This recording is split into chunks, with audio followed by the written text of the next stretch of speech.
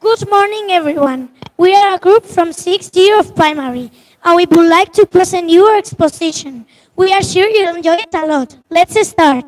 The other day, we were reading a text about the Statue of Liberty, a universal symbol of freedom and democracy. The Statue of Liberty is about 90 meters tall, including its base, and stands on an island in New York Harbor. We were exploring its size, its color, and a question came to our minds. Why is the Statue of Liberty greenish? Then we thought about making a research and find out more information about this fact. Our teachers explained us that what we were intending to do should be done through the scientific method. But what is a scientific method? The scientific method is a way for scientists to study and learn things. It doesn't matter what the scientist is trying to learn. Using the scientific method can help them come up with an answer. The first step of the scientific method is to ask a question or identify a problem. Second, you have to gather information and form a hypothesis.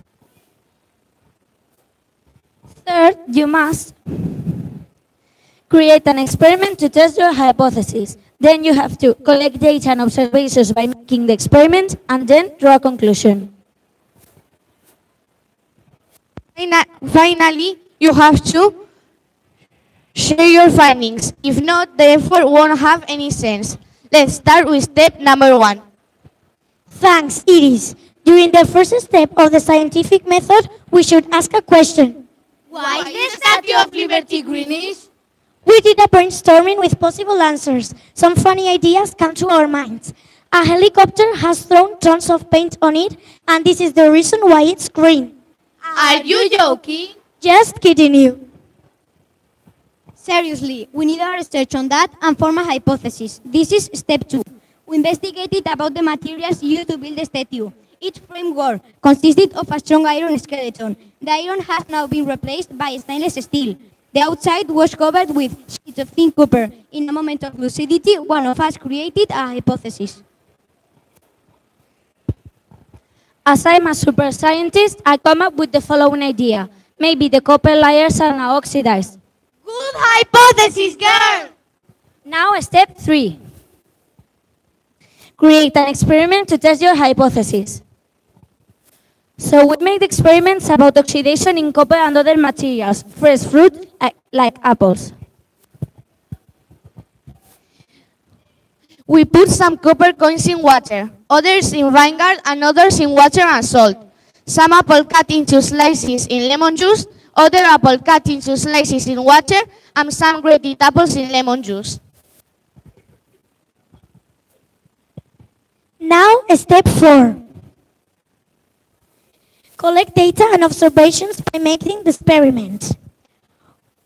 1 week later, we discovered that coins in water oxidized a little bit, coins in vinegar derusted a little bit, and coins in water and salt derusted a lot. Also, we found out that apples cut into slices in lemon juice oxidize a little bit, almost nothing. Apples cut into slices in water oxidize a lot. Grated apples in lemon juice oxidize a little bit. Grated apples in water oxidize a lot. Now step 5. Draw a conclusion. As a result, we noticed that water affects copper and other materials. For example, fresh apples oxidizing them. Then we checked what kind of substances could affect the Statue of Liberty copper to be like now. The rain, the sea, maybe the continuous humidity. But this is not all our interest. As super scientists, we would like to know how to repair the Statue of Liberty, how to derust it, and what materials could be effective enough. Water and salt, ketchup, Coke, soap, lemon juice, orange juice, alcohol, and perfume.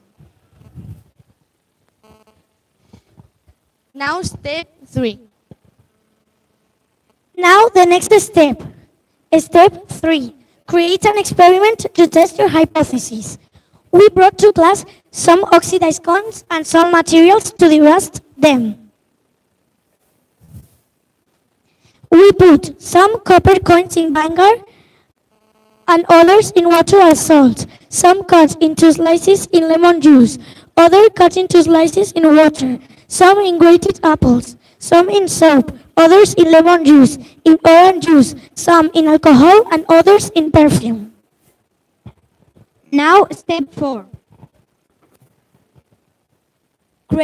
Collect data and observations by making the experiment. We wrote the results in this chart. Date, April-May 2018. Investigation, we compile data. Material, vinegar. Does it derust? Yeah. Effectiveness? No. Time to derust? Water and salt. Does it derust? Yeah. Effectiveness? Yeah. Time to derust? 13 days.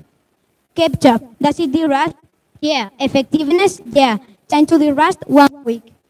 Coke, does it derust? Yeah. Effectiveness? Yeah. Time to derust? 5 days. Soap, does it derust? Yeah. Effectiveness? Yeah. Time to derust? 12 days.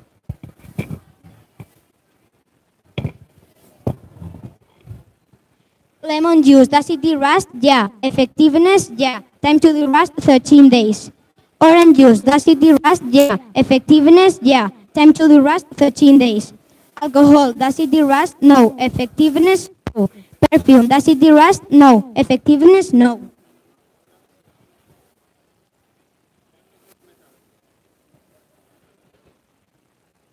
Next step, step 5. Draw a conclusion.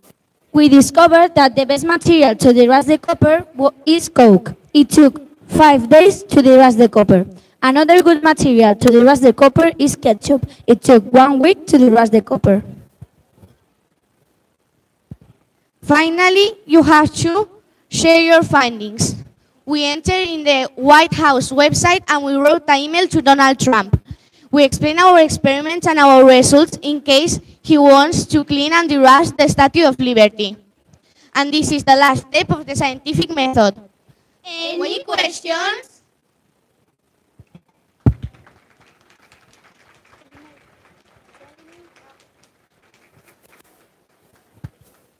This is the email to Donald Trump.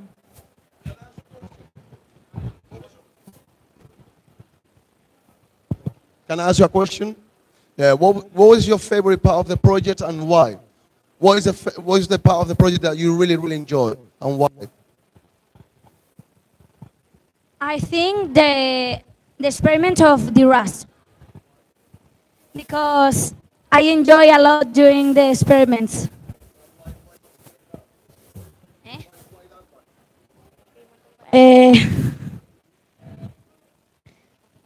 I think that Coke. Yes. Yes, I think that yes.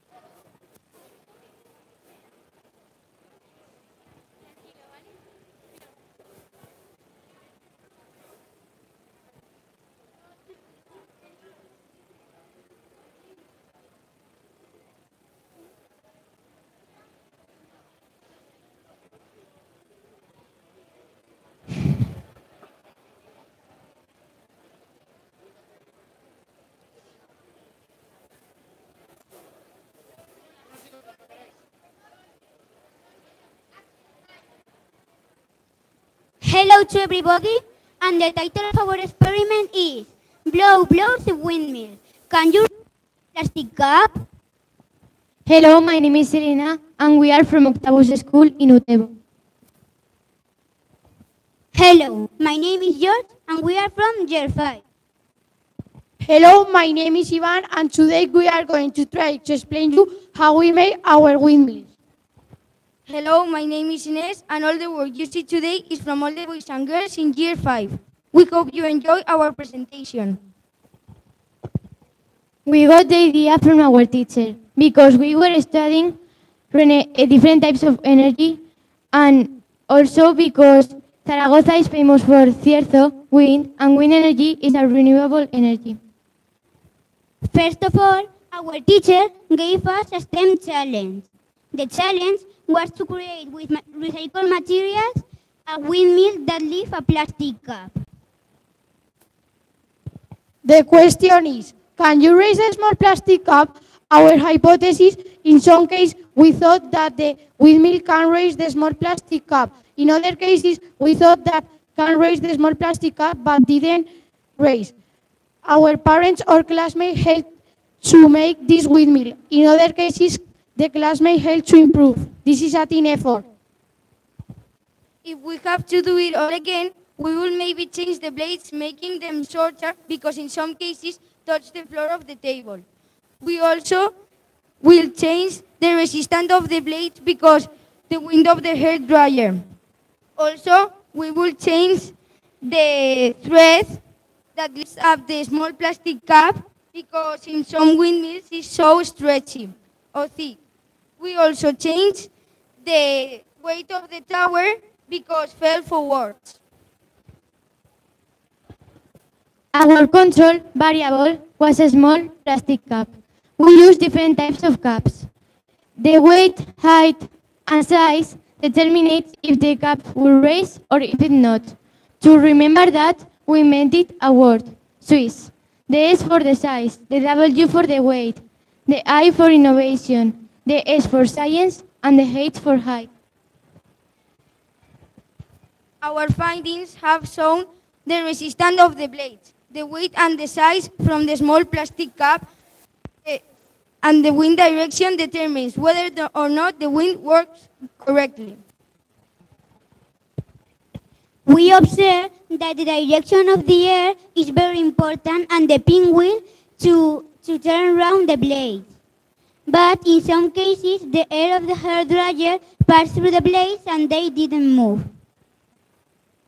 Our result shows the height, the weight, and the height of the windmill. And we have to calculate very well the blades, because if we don't calculate well the blades, it touches the floor. We observed that the towers of some windmills fall forwards because the pinwheel was too large or too heavy. Thank you for the attention.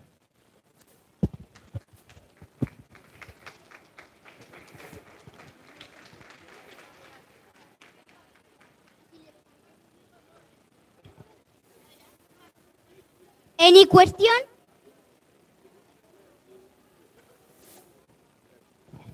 Yeah, I have a question for you. Which is your favorite windmill and why? My favorite windmill is this because I thought that the idea of the Batman and the other Superman is I like it.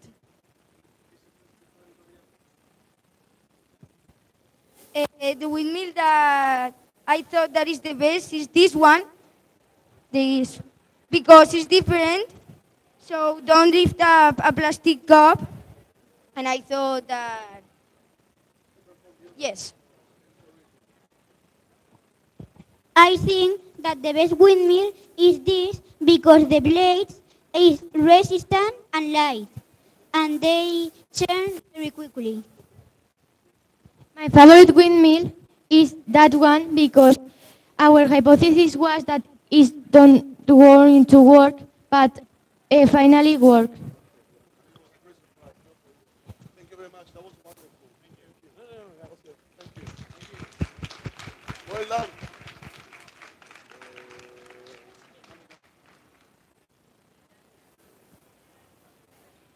Congratulations.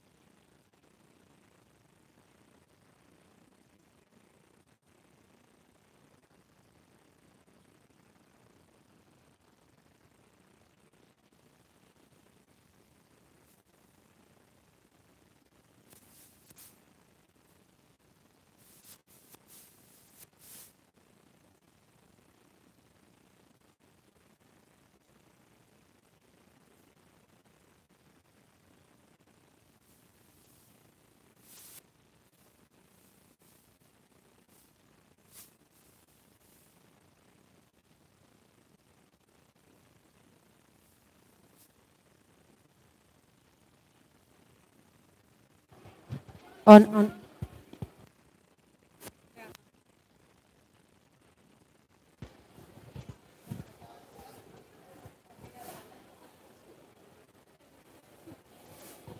Hi and welcome to Valdespartera News. Alba de la Rosa is near the Ebro River in Novillas. Last night, the Ebro River burst its banks, dramatically flooding 500 acres around the village, as well as causing terrible damages for the properties in the village. Alba de la Rosa, I pass the contact.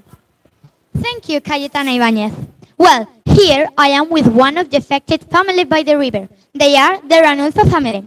She is Anacleta Ranulfo and Maria Jose Ramona Ranulfo. Yes, yesterday I was surprised in my house when they told me my house was getting flooded. I was lying in bed and I heard this sound like whoosh, whoosh. And I thought it was my husband Wilfredo coming back from the bar and going to the toilet. He keeps me awake every night with his peeing. But no, it was the river flooding my kitchen. And your daughter, Maria Jose Ramona, was in the living room, I believe, and she saved your life. Is that true? Yes, I was watching my favorite television program, Spain's Got Talent, when I heard the noise that my mother mentioned. But suddenly the windows broke and the water rushed in. I had to grab the cat, the dog, my makeup, my shoes, my super important iPad and my mother, and run. Yes, my darling saved my life. Thanks to her, because Wilfredo was still in the bar. And thank goodness for Spain's Got Talent. It saved our lives, Mother. As you can see, it's going to take some time for the water to get down. And weeks, if not months, for the Ranulfo family to get their home livable again. The mayor of Novillas, Ignacio Batres, said that the council will do anything they can for help these poor families, and they will give 1 bottle of Borsao wine for each family to help to pass this difficult situation. Could science do something to help this poor family? Could plants help reduce erosion? After commercials, we will see. These were Cayetana Ibanez and Alba de la Rosa for Valdespartera News.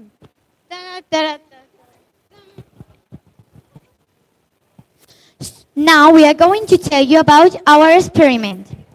Normally, soil erosion is partly caused by runoff of the water, and also it can be caused by soil that is so saturated that it can absorb more water. As we can see in lots of villages among River Ebro, it can cause terrible damage to human life or properties, or it can even contribute to mudslides or landslides like in Monrepost. We have focused on 3 types of erosion: runoff, rainfall, and wind erosion, as we suffer it every day at school in Valdespartera.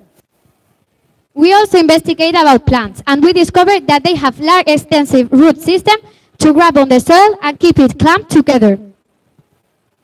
To support our hypothesis, plants help to reduce soil erosion. We use 4 types of soil. Soil with a straw, soil with a plant, and soil with some rocks. Also, for this experiment, we will use more materials. 14 trays, some scales,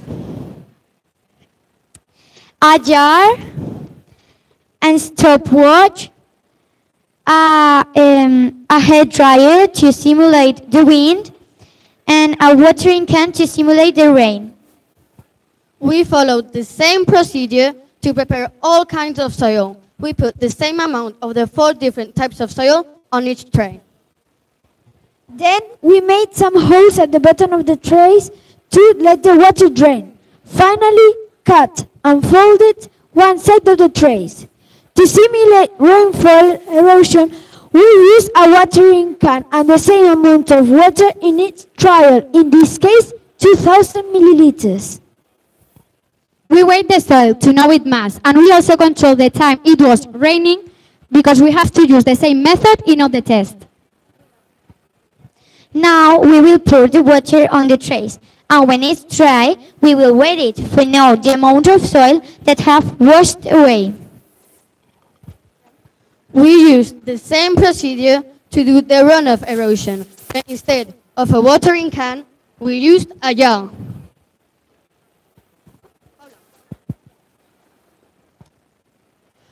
To test the wind erosion, we have used the hair dryer and we blew over the soil trials for 10 seconds. If you look at the data, you can see that the tray with a plant is the less affected by erosion. But if you look at the tray with just soil, is the most affected. This happens with all the types of erosion, also with the wind erosion. So, like you can see, the conclusion supports our hypothesis. Plants help to reduce soil erosion. These are some examples of what the Ranulfo family can make if they want to prevent flooding disasters. Yes, we could reforest around our house or plant more plants to protect from flood damages. Or plant ground cover types of plants to make a natural barrier or a permanent flood defense. Around Valdespartera School, we can put different kinds of trees, plants or bushes to avoid the soil erosion. Thank goodness! Plants will save my house! No, Maria Jose Ramona, plants save the world! In conclusion, plants can help stop erosion and science could help this problem. Thanks for watching it.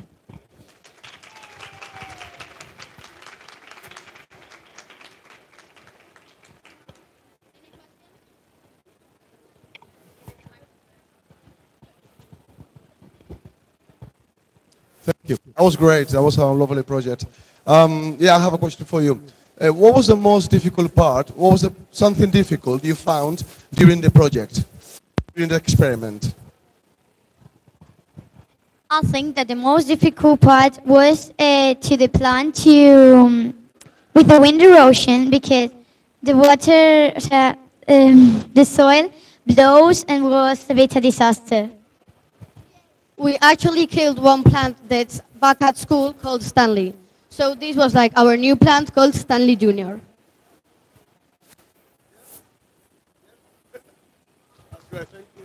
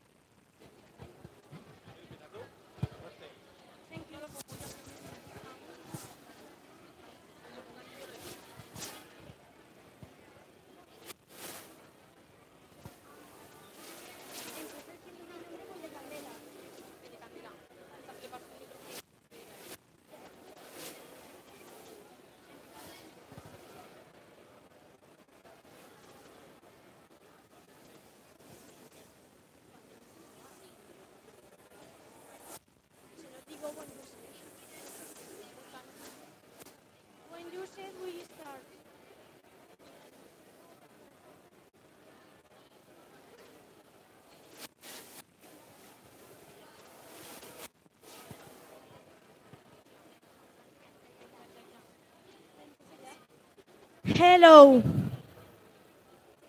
Hello, we are Candela, Irene, Zoe, and Leire. We came from the school of Agustina de Aragon and in Zaragoza. And our experiment is... Can we cook an egg without fire? Our experiment consists in to cook an egg without fire. Now we are going to demonstrate you that we can do it. hypothesis. We thought that it was impossible because to cook properly an egg, we need fire or solar energy. Materials. To do all type of material, all type of experiment, we need some materials. The materials to do this experiment are some eggs, alcohol of 96 degrees, water with salt, Coke, gas, vinegar, bowls, some plates, and also some spoons. Procedures. To make properly all the experiments, we need to follow the steps. First, we take all the bowls and we pour all the liquids, one in each bowl.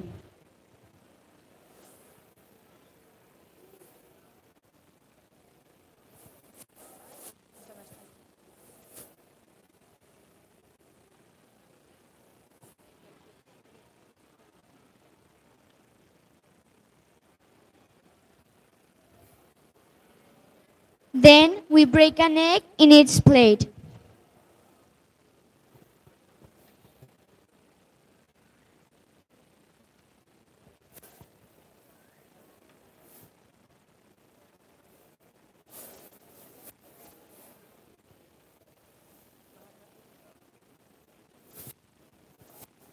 Now we have to wait 10 or 15 minutes to take the eggs and put them on another plate without liquids.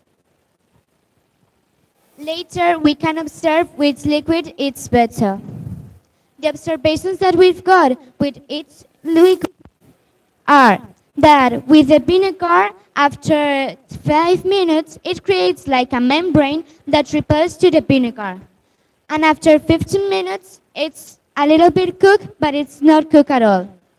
With the water with salt, after 5 minutes, it's like making a jelly down the egg. And after 15 minutes, it's not cooked. With the cast of lemon, happens the same like with the water with salt. With the Coke, after 5 minutes, it doesn't do anything. And after 10 minutes, it's appearing like white clouds in the top of the egg. And after 15 minutes, it's not cooked. With the alcohol, after 5 minutes, it's becoming a little bit white. And after 15 minutes, this is incredible because it's cooked. But also, you cannot eat it because it's toxic for you. This is the alcohol egg if you wait 10-15 minutes, because now we don't have time to show you, but it is like that. Do you know that if you crush the egg and wait 24 hours, you have an omelette?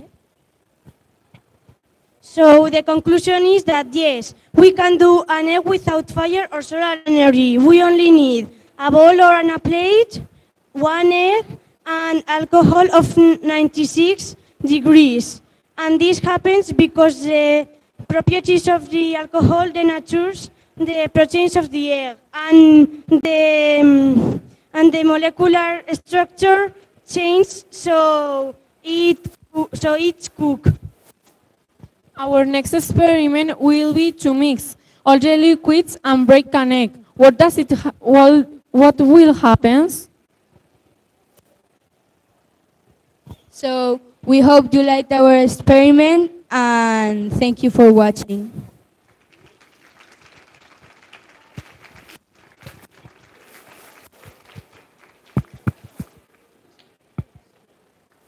You've got some questions?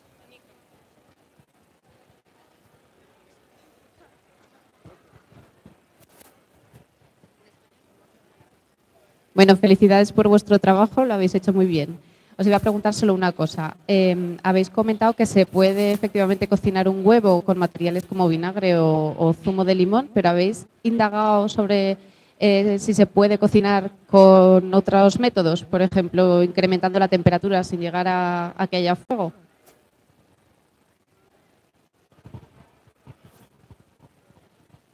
Es que no lo hemos oído bien. ¿Me puedes repetir?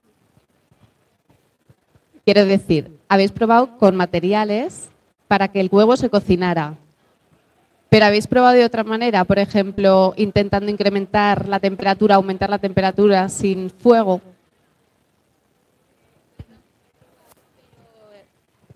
Lo íbamos a probar, pero nos dimos cuenta de que si metíamos más cosas, luego se alargaría mucho. Entonces, al final no lo probamos.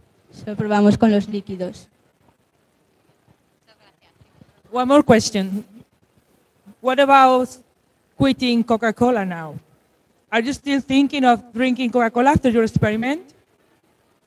Have you thought of the effects of the Coca-Cola in your body? No? You should. Thank you very much.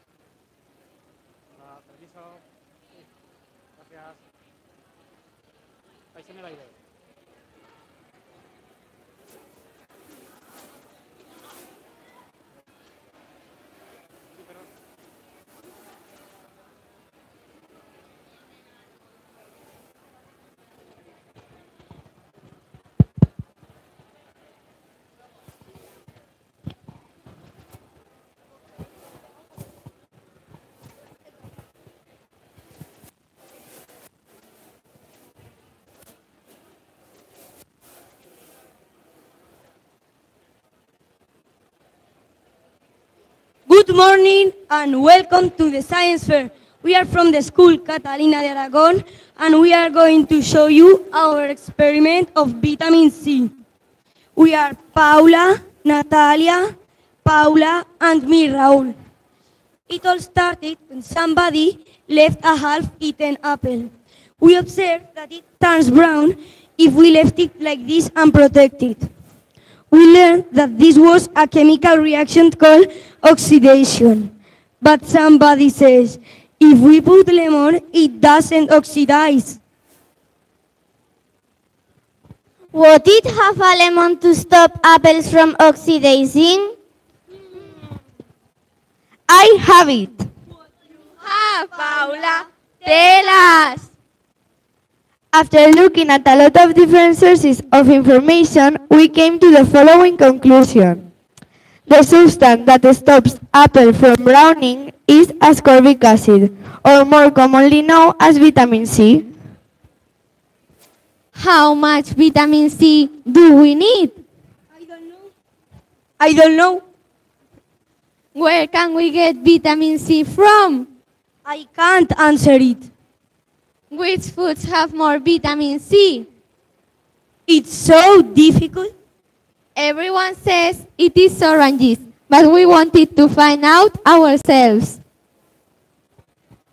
Therefore, from this question, our hypothesis is that citrus fruits have more vitamin C like that other fruits.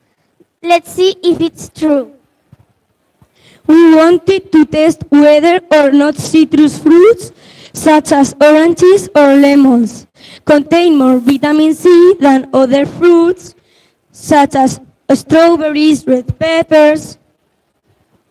After adding a certain number of drops of juice made from the various foods, the iodine and water solution loses its brown oxidized color and becomes transparent. The fewer the number of drops added, the higher concentration of vitamin C. Now we are going to tell you the materials that we used to do the experiment. 25 milliliters of iodine and water solution, pipette, test tubes, syringe, steering row, white card,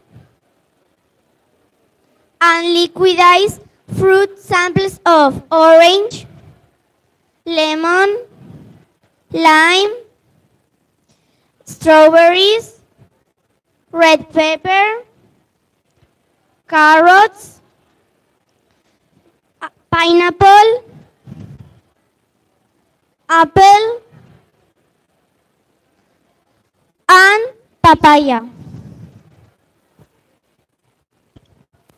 Now we are going to explain the scientific variables. Control variables.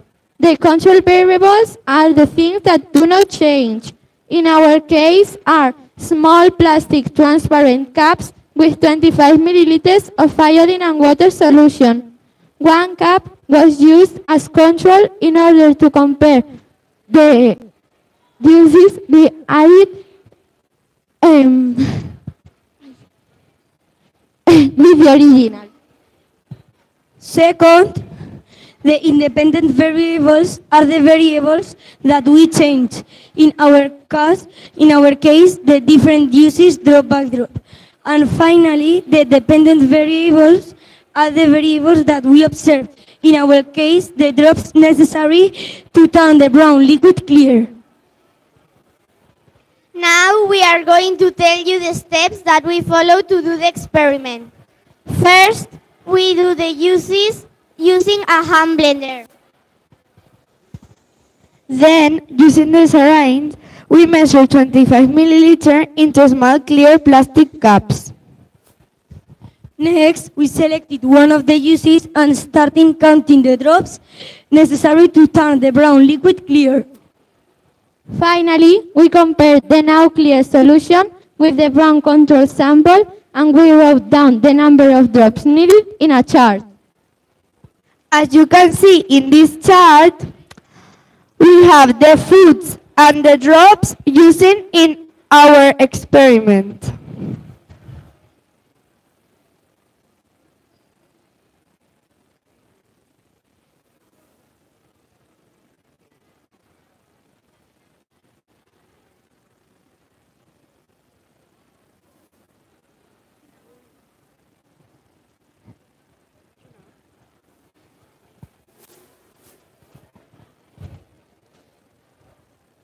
So, do we accept or reject the hypothesis?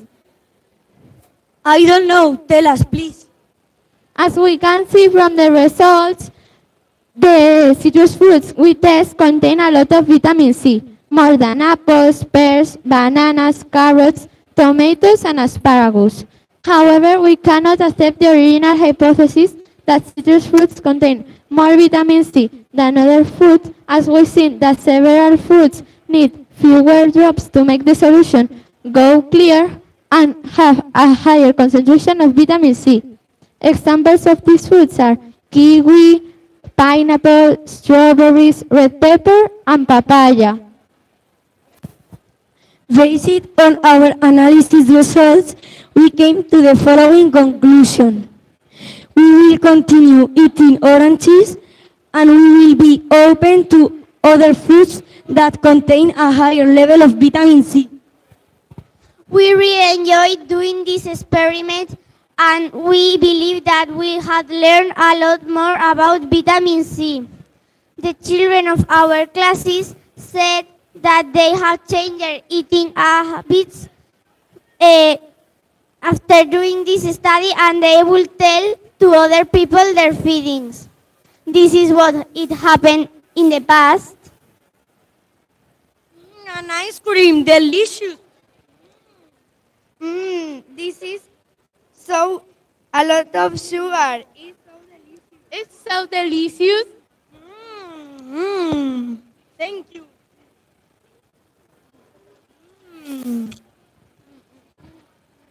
And this is what happened now after doing the study.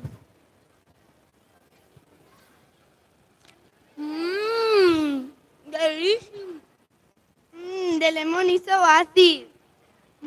This is so healthy.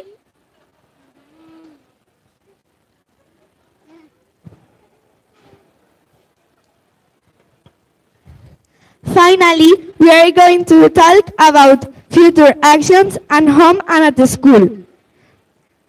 The first thing we are going to do is change our eating habits. In addition, we are going to tell other classes in our school our discoveries and show them how they can carry out the same experiment.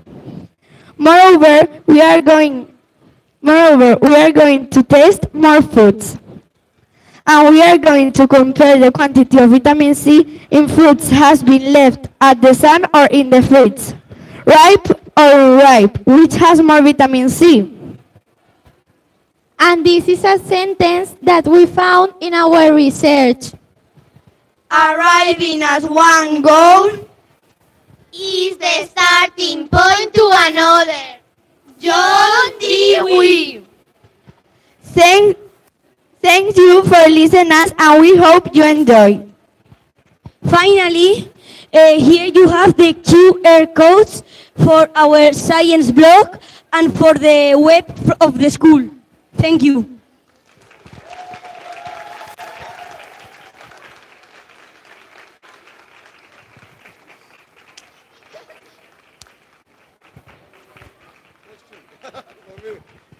It's for me. Yeah, let me think.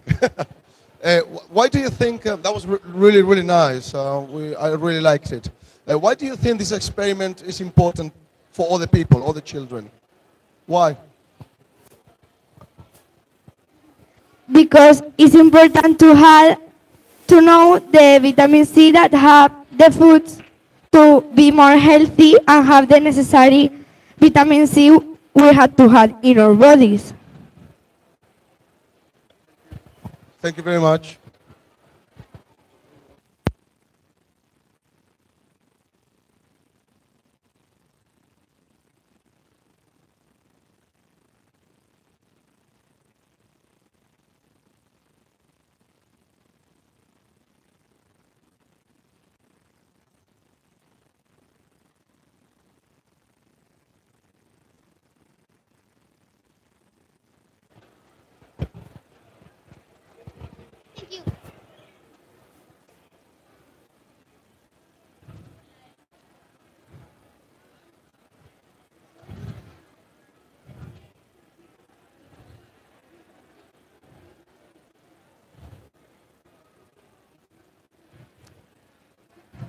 Hello, my name is Lucia, and these are my scientist mates, Jimena, Gabriela, and Erika.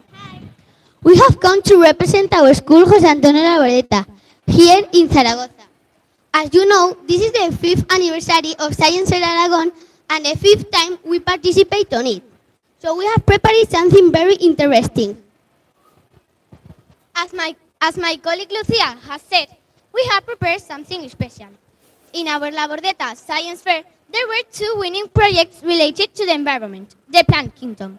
Besides these 4 past editions, we have studied different kingdoms of life and how important it is to have a correct balance between them. Oh yes, thank you, Erika. Living things are everywhere, and so is pollution. As you know, pollution is anything added to the environment that can be bad for us. However, a few years ago, a new factor appeared, the Wi-Fi. Wi-Fi are electromagnetic waves that can be thermal or not thermal.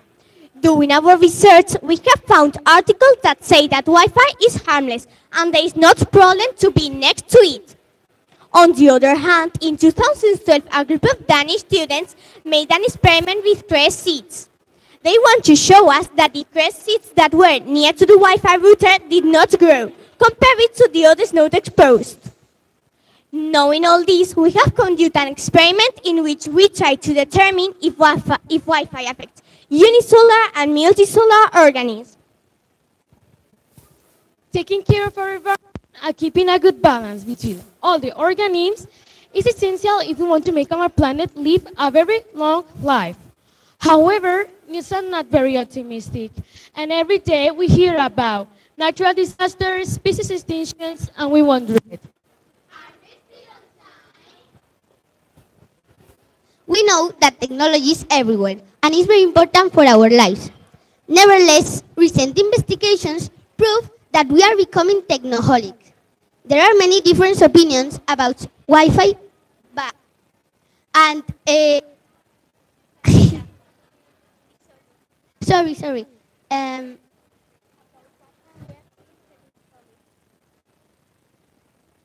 There are many different opinions about Wi-Fi, and we wanted to see if we could bring light to the debate. Or mess it even more. Yeah. With all these data and facts, we create our hypothesis.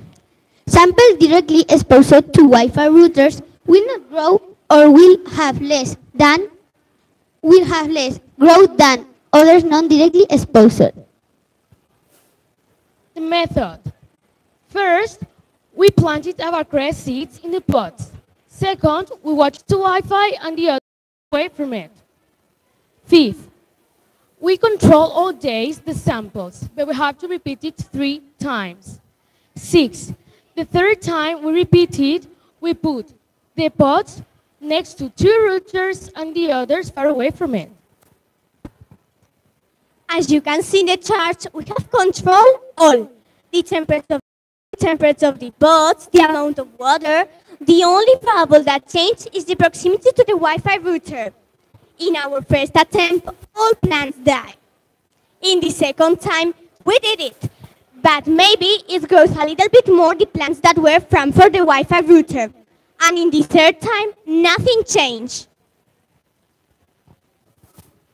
Able to observe basic on the analysis. Know why the plants that are far off the Wi-Fi grows more than the plants that are close to the Wi-Fi. However, don't forget that our resources are basic.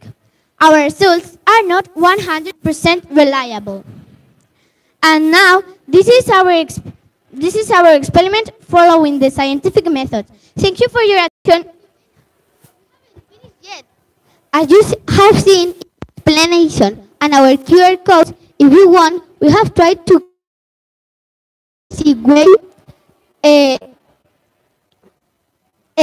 the debate about technology and exposition to it. And how to avoid it. It is with another experiment we have done at school, no matter what our results have been. In these 2 experiments, we have checked that plants are very important to the environment, and we have to take care of it. Our results show that plants are essential in order to make rain, and also that the greenhouse effect is real and is happening. We would like to share with you some tips for a healthier, happier life with your phones. See, this is a good way for use technology. Okay, thanks for your attention, for the organization, and for the university that hold this fantastic event. Thanks for our mate Alba, and especially for Nieves. She's a great person. We hope that you enjoy our experiment.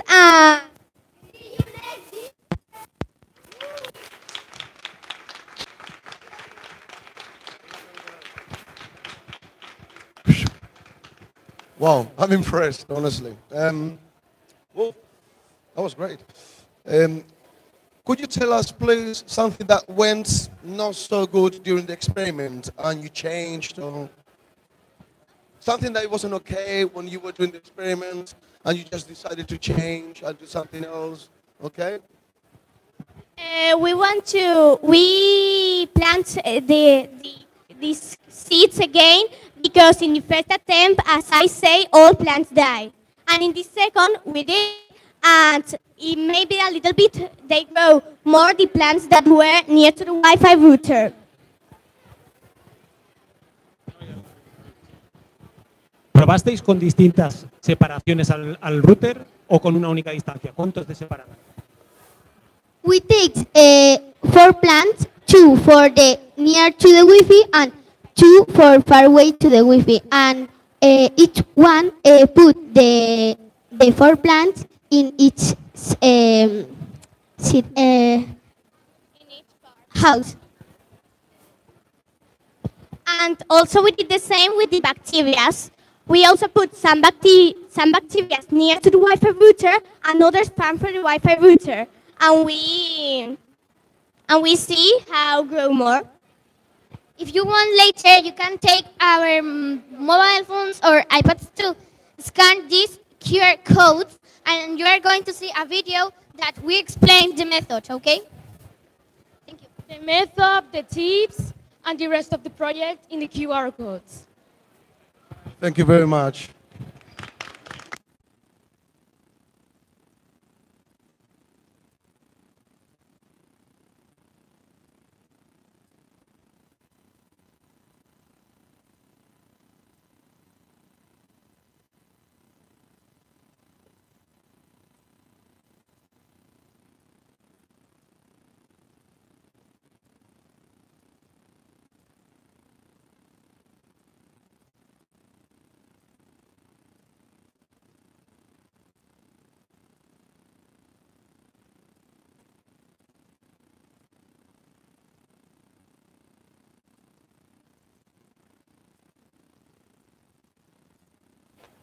Una prueba de sonido.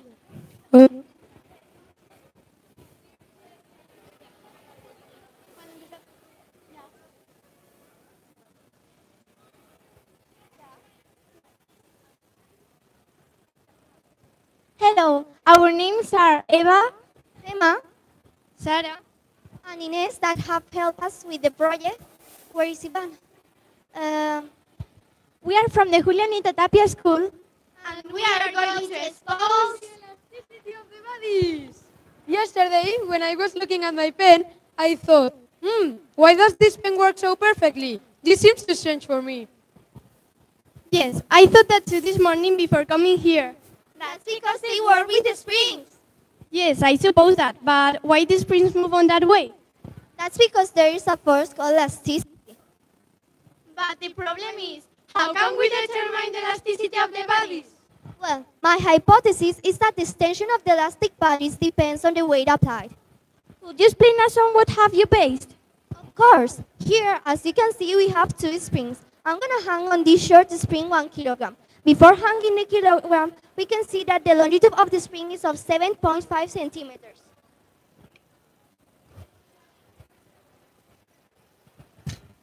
When we have a kilogram, the spring goes down. Now the longitude of the spring is of 9 centimeters, which means that the longitude of the spring have increased in 1.5 centimeters. I will place the other one.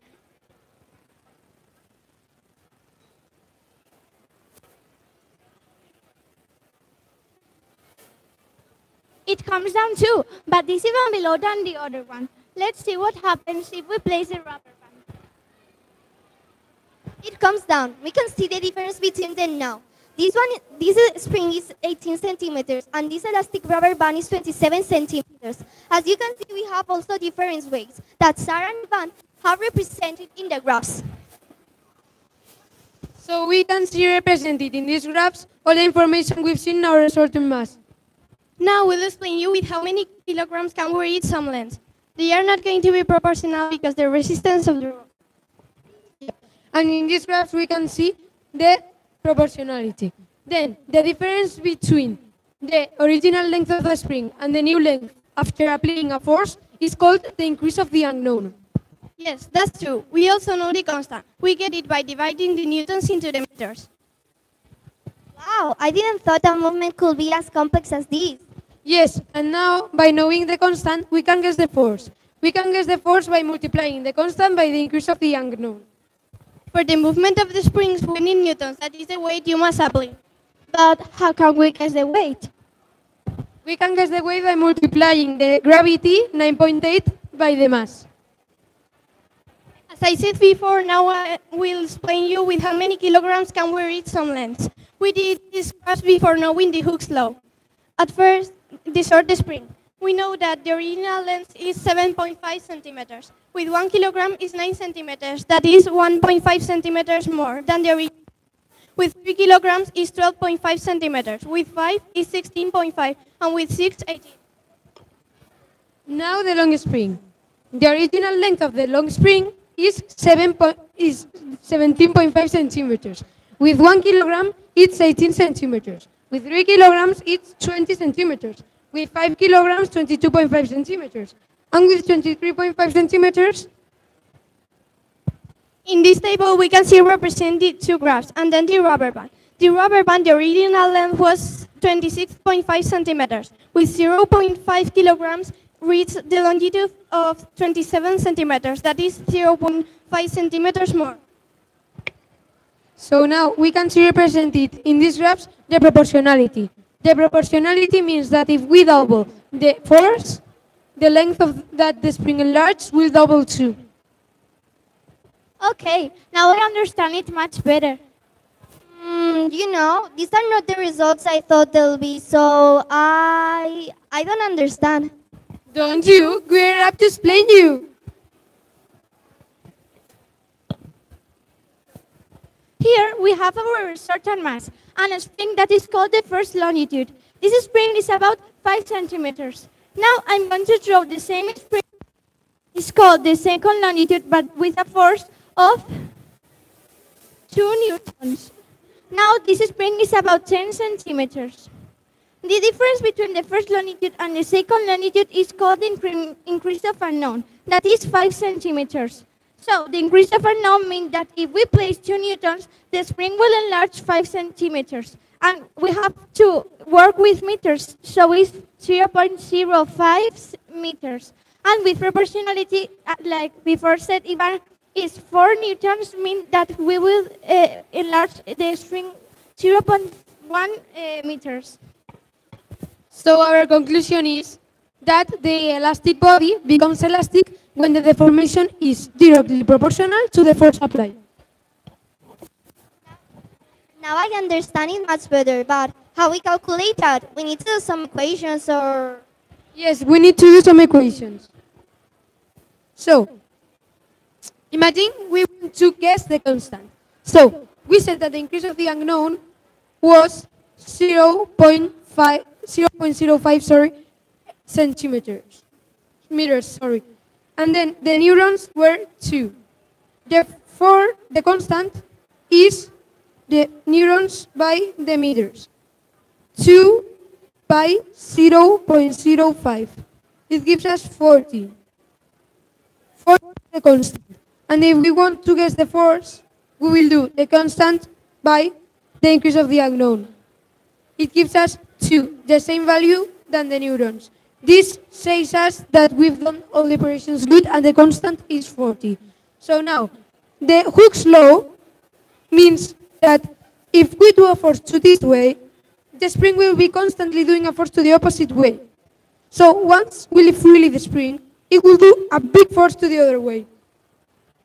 So you see, different weights, different longitudes. Each spring and elastic rubber band has its constant and elastic characteristics, which mean that will be a little error in the numbers. Yes, that law, Hooke's law. I read a book about how Robert Hooke and Leonardo da Vinci were important in the history of elasticity. Yes, I also know something about Tutankhamun. And I also know something about how springs were created. Really? Could you tell us some more about what you read in those books, please? Of course. I will start. Simple non-coiled springs were used throughout the human history. For example, the bow and the arrow. In the Bronze Age, more sophisticated spring devices were used, as shown by the spread of tweezers in many cultures. The spiral springs appeared at the beginning of the 15th century. In 1763, Art Treadwell secured a patent for the invention of the first version of the coil spring. This was a great step in the history of the spring in comparison to the much used leaf springs, which did not require more maintenance.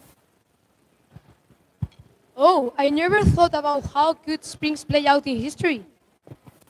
Did you know that Tutankhamun used elasticity in the construction of his pyramids? Really?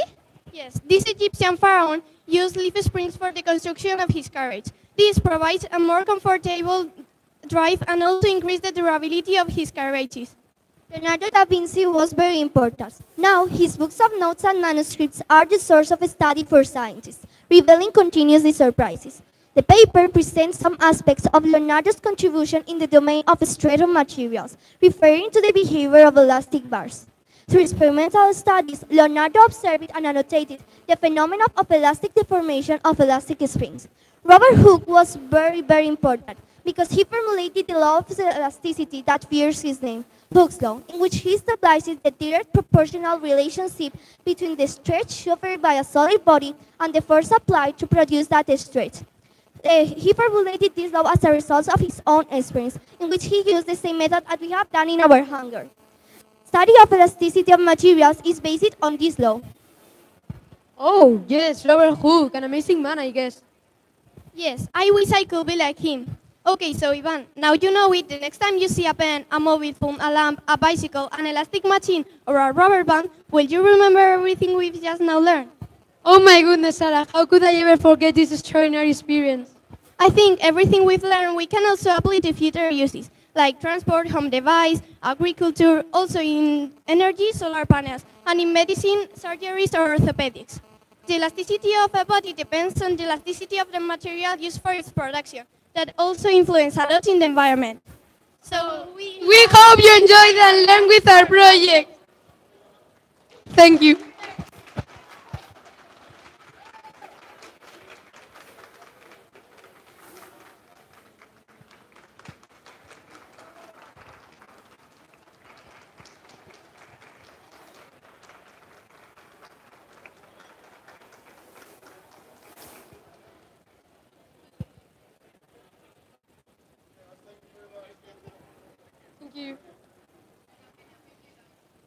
Gracias.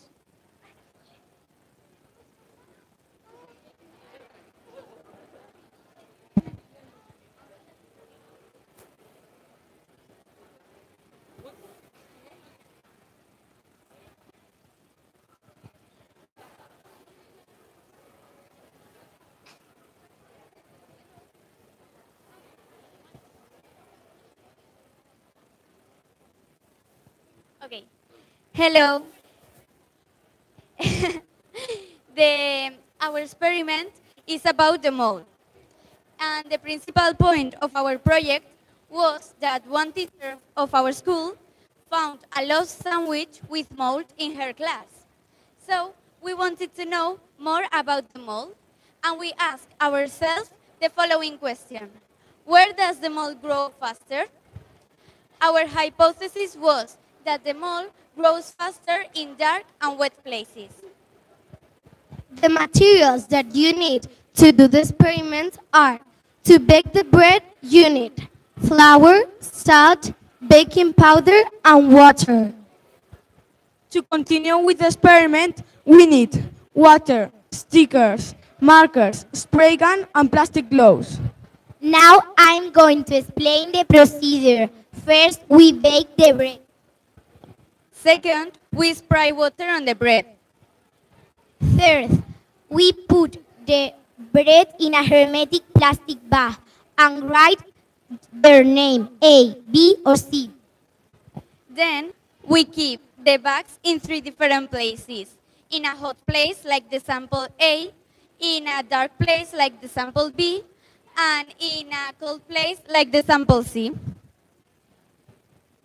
Fifth, every day we observe, measure, and took a picture for each bread. Observation. We decide to choose a homemade bread to avoid the preservatives that nowadays all kinds of bread have. Every day we had to observe and every day we had to observe the bread in order to find some changes in it. During the 4 or 5 first days, we thought that the mold doesn't going to grow. Here you have the pictures and observations that we took.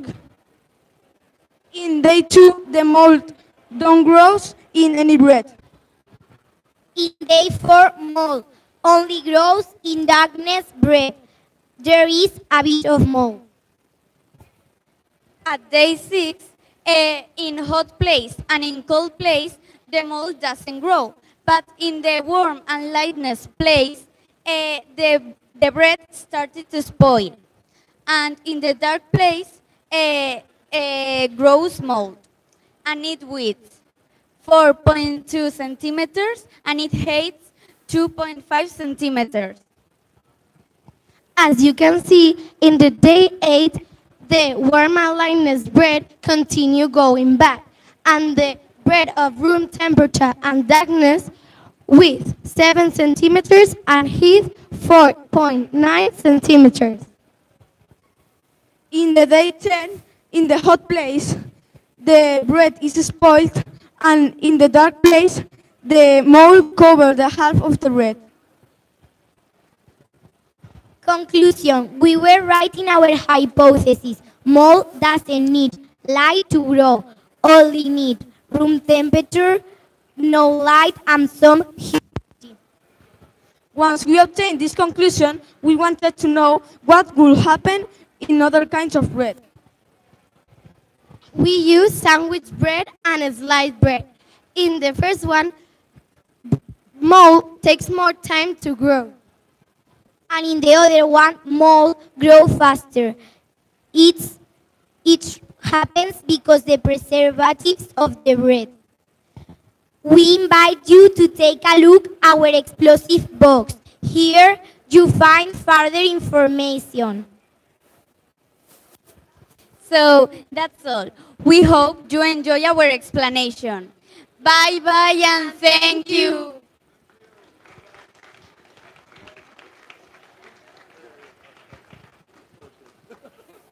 Muy bien. Mira, os quería preguntar, ¿habéis probado, me oís? ¿Habéis probado en oscuridad y con algo de humedad. Pero ¿habéis hecho, digamos, un estudio con distintos grados de humedad? Si a lo mejor os pasabais, ¿no? Vale, no sabemos. Muy bien, muy bien. ¿Alguna pregunta?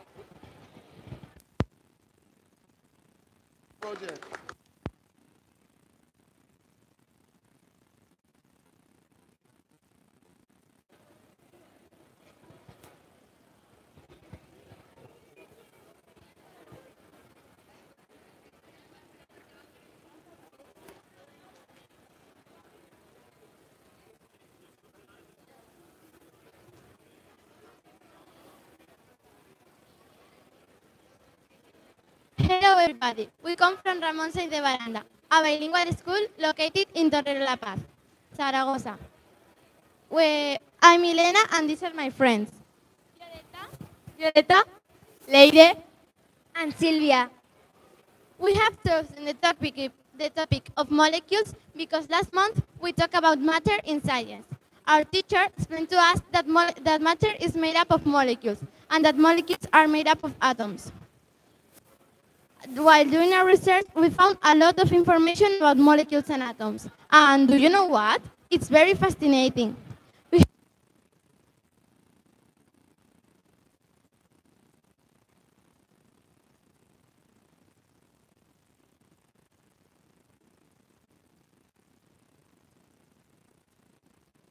This topic, we assert that it is possible to demonstrate that molecules exist. Some of the characteristics about molecules are that they have a space between them, they are very small, they move depending on their temperature, and finally they react with other molecules. We are going to do 5 different experiments about these two. We are going to do 5 different experiments to demonstrate that molecules exist and their characteristics. To demonstrate that molecules have space between them, we are going to make an experiment. We have water, 50 milliliters of water and 50 milliliters of rubbing alcohol. This alcohol is not the one that you have at home. You can only find at hospitals. 50 milliliters plus 50 milliliters, it should be 100 milliliters. But you see, well, we have to pour the rubbing alcohol in water.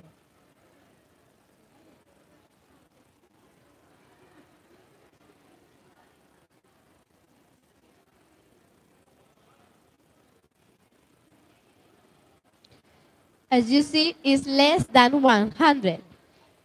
Why this happens? This happens because the water molecules have a space between them, and the molecules of the rubbing alcohol refill the holes of the water. Then another characteristic is that they move. We have hot water and cold water. We are going to drop the food coloring into the jars.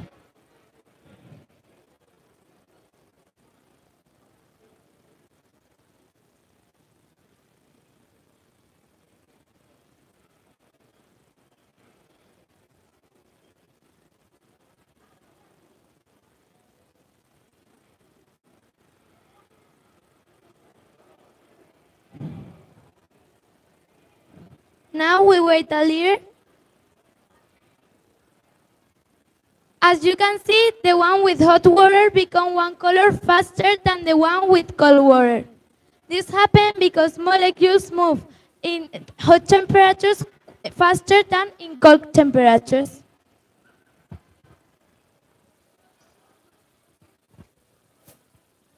Molecules are very small, and with this experiment, we can show you how small they are. We have to put lemon baking flavoring inside a balloon.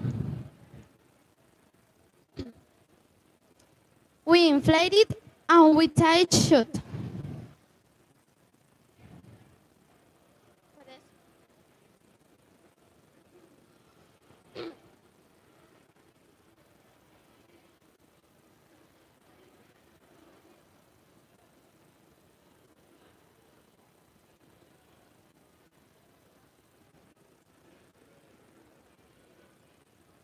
Can you smell it?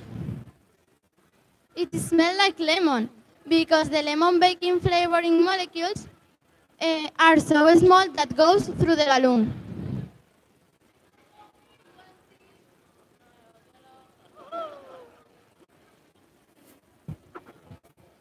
One of the coolest characteristics of the molecules is that react with other molecules. We have two experiments to show you this. One of the first we have isopropyl alcohol and air. What happened with this? We have the isopropyl alcohol in the bottle, and we need to insert air. We come with us. 10 plus 2. 1, 6, 7, 9, and 10. 11 and 12.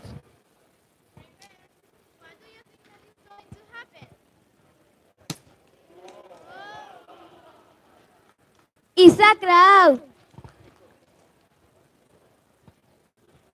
The isopropyl alcohol and the air formed from a crowd.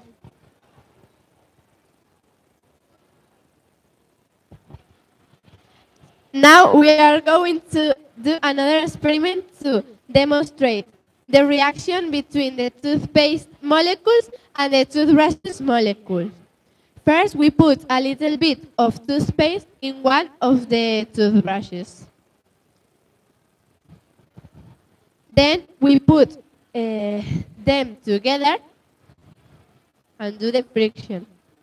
And then we tie up to the object that we want to lift. In this case, it's a bottle of 1 liter. And we straight up outwards. For the next 3 ones, we need 3 strong volunteers.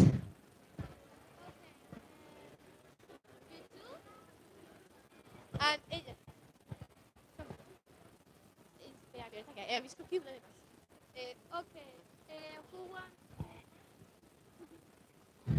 What's your name?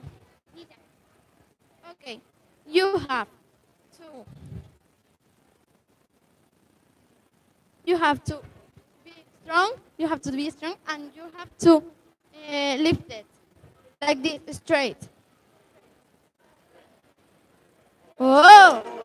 Okay, again. We are going to do it again.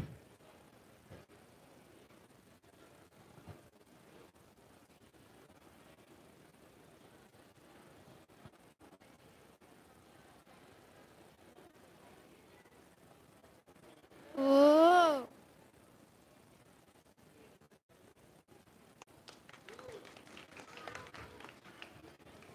And with 5 liters,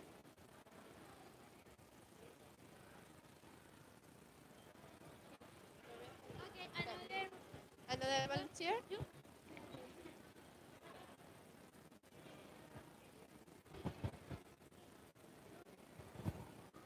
You have to list. De aquí.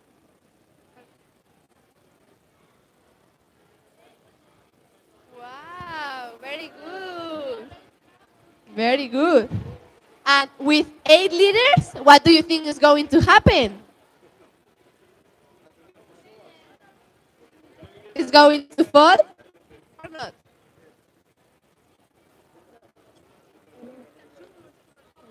No.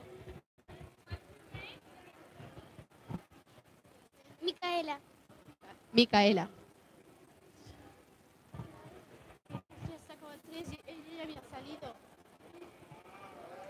Very good.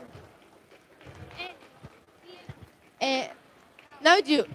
What's your name? Daniel. Daniel.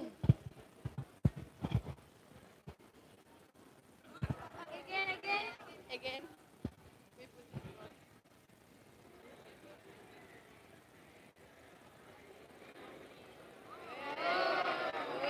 You are very strong.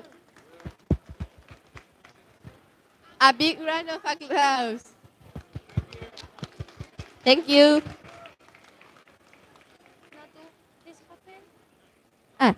This happened because the friction of the breezes and the cohesive forces between the calcium carbonate molecules of the toothpaste is capable of sustaining large waves. With all these experiments that we did, we can prove that that the molecules exist and their characteristics. So our hypothesis was correct. And also we can use this experiment to explain to the little ones some different things about science. For example, with one of the clouds, we can explain the atmospheric phenomenon. With one of the balloon, we can do an air freshener because everybody knows how smelly can be some classes. And with this one, we is going to see How cool science is! Thank you very much.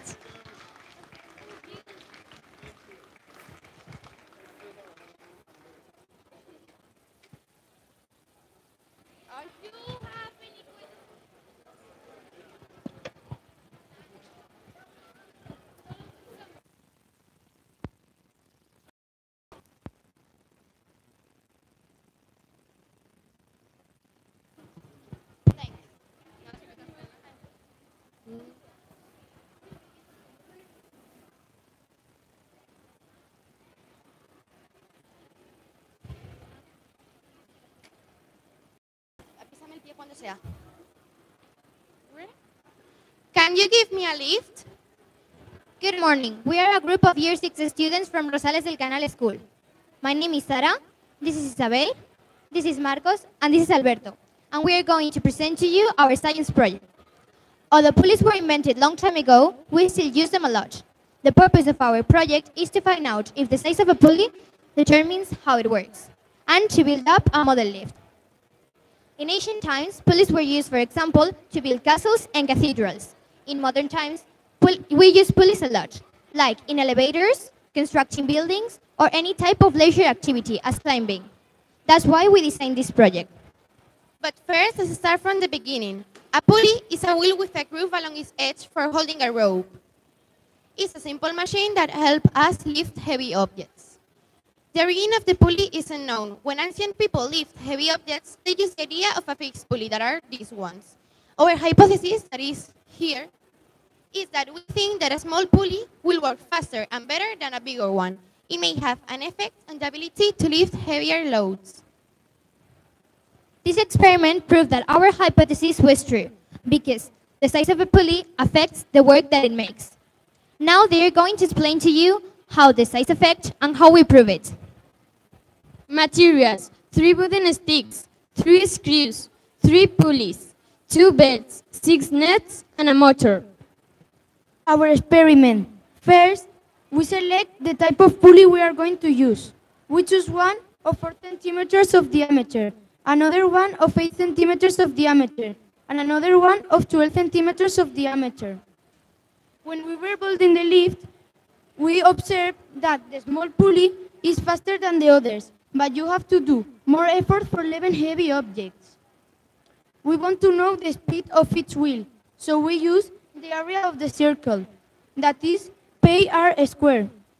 When we were building the lift, we also observed that using 3 wheels is better than only one, because you do less effort. How can we improve the work of a pulley? Like I said before, using 3 wheels, that is a compound pulley, is better than only one, because you do less effort. So, the more wheels you have, and the more times you loop the rope around them, the more you can lift. As a result of engineering project, we test that a small pulley works better than a bigger one. We also can say that a compound pulley multiplies the effort that you make. This is our experiment, and to finish, we're going to say that we get to the conclusion that the small wheel works faster than the bigger one. The bigger one lifts more weight than the small one, but the better one is a compound one, because it makes the both pulleys work together in harmony. And one more thing. One boat is one happy heart. Thank you for your attention. See you next year.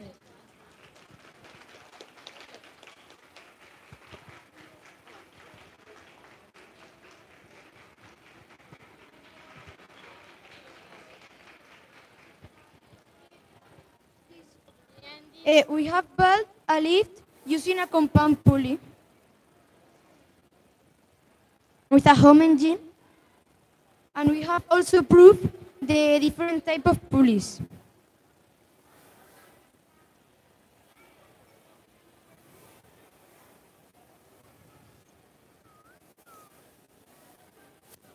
We also had work with a Lego pulley.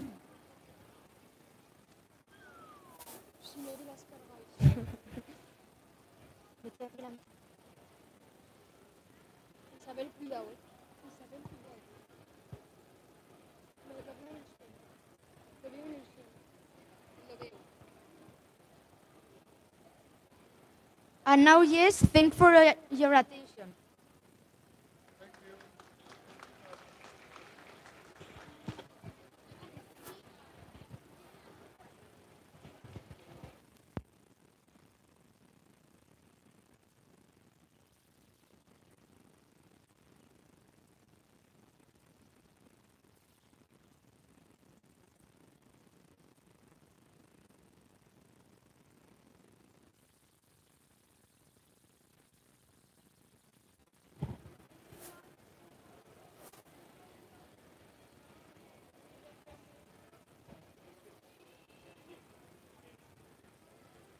Now, hello, welcome to Science Fair. We are Jan, Micaela, Paula, and me, Laura. We represented to all 5th of primary of school Sagrada Familia. Our question is, what type of soil is the best for growing beans in our town? Our hypothesis is we think that dark soil is the best for growing beans because it's the same that we use at our house and our gardens. And it's also that we use, it's the same color that had the soil next to the Ebro River, that are many plants. Our materials are soils, samples of different parts in our town, boxes, Chromebooks and notebooks to take notes, plastic yogurt cup, and beans to make the project. That you can see in the map, there are 3 types of points that there are in colors. Red means that no germination, green means that full germination, and blue means that half germination. Observations. Brown beans grew better than white beans, so we use brown beans. The dark soil had more permeability and kept humid. And this clear soil had too much permeability but got dry fast. The procedure. First, brown and white beans were tested to check which grows faster. Then soils were collected from different parts of Zaragoza and we brought to our school. Then holes were made in the yogurt cups. Then 2 or 3 centimeters of soil were put in the yogurt cup. Then 2 or 3 beans and another 2 or 3 centimeters more of soil. Then the yogurt cups with the seeds were seeds. We water the plants every day except Saturday and Sunday. And the plants were observed and checked for germination for 2 weeks. Conclusion. Our hypothesis is not totally correct because plants that are in dark soil don't grow well. We see soil that is near the Ebro River have more nutrients and vitamins from the plant. This happens because the excrements of animals support nutrients and vitamins for the soil. If our question is why the soil that is near the river plants doesn't grow sometimes. If we make our question can be what nutrients or vitamins support the excrements of the animals to the soil. Thanks for listening. Do you have some questions?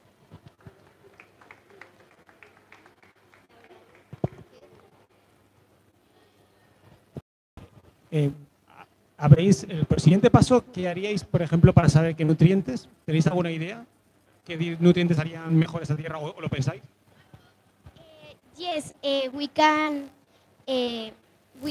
breed some no, in English is fine. We can breed some soil from parts near the river and for farther river, and we can touch it and look it with a microscope to see how vitamins and nutrients have. Thank you. Thank you for your answer in English. Yeah. Thank you.